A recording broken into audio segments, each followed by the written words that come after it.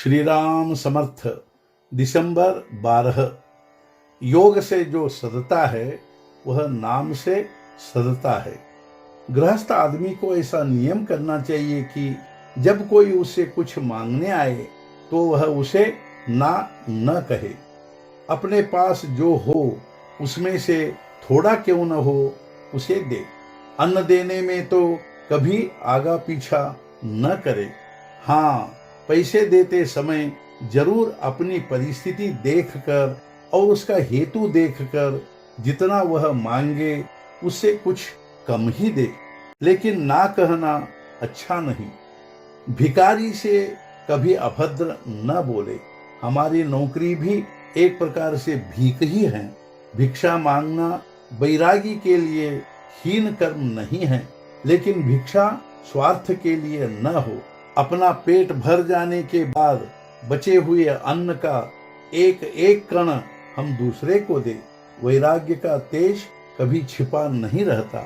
अत्तर आदि लगाकर तेज लाना एक बात है, वैराग्य का तेज और बात है। वैराग्य के बिना सारा परमार्थ व्यर्थ है। संसार का स्वभाव समझ में आना यह ज्ञान की पहली सीढ़ी है। जो असत्य है उसे सत्य मानना यह अज्ञान है, अविद्या है। सचमुच किसी मनुष्य की पारमार्थिक योग्यता क्या है यह साधारण आदमी नहीं समझ सकता। अंतरंग साधुओं की ही समझ में आता है। अतः जब तक हम में वैसी दृष्टि नहीं आती तब तक हम किसी को दोष न दे।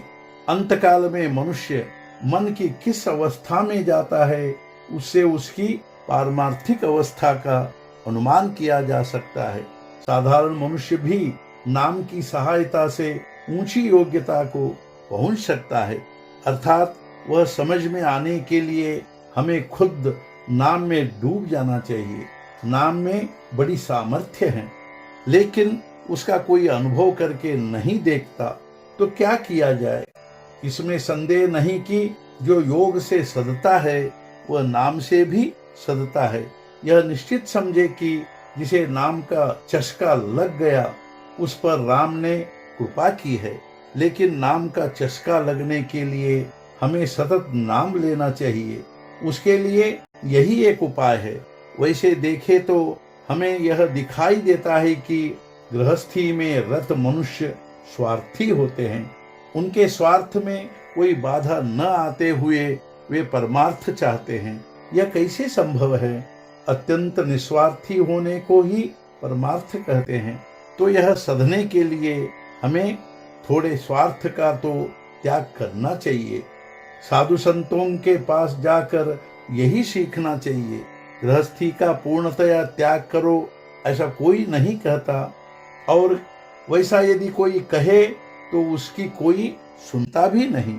किंतु कम से कम गृहस्थी को ही यानी अपने स्वार्थ को ही अपना सर्वस्व मत मानो। ऐसा जो संत कहते हैं तो कोई अयोग्य नहीं कहते। स्वार्थ कम होने के लिए वासना कम होनी चाहिए, और वासना कम होने के लिए भगवान के निकट जाना चाहिए। भगवान के निकट जाने या उसका आश्रय लेने में उसका अनुसंधान रखना चाहिए, और अनुसंधान टिकने के लिए उसका नाम लेना चाहिए। अतः तुम सदा नाम लेते रहो। आज का मुख्य विचार, जिसे नाम से प्रेम हो गया उसे भगवान का दर्शन हो गया। सद्गुरुनाथ महाराज की जय। जय जय रघुवीर समर्थ।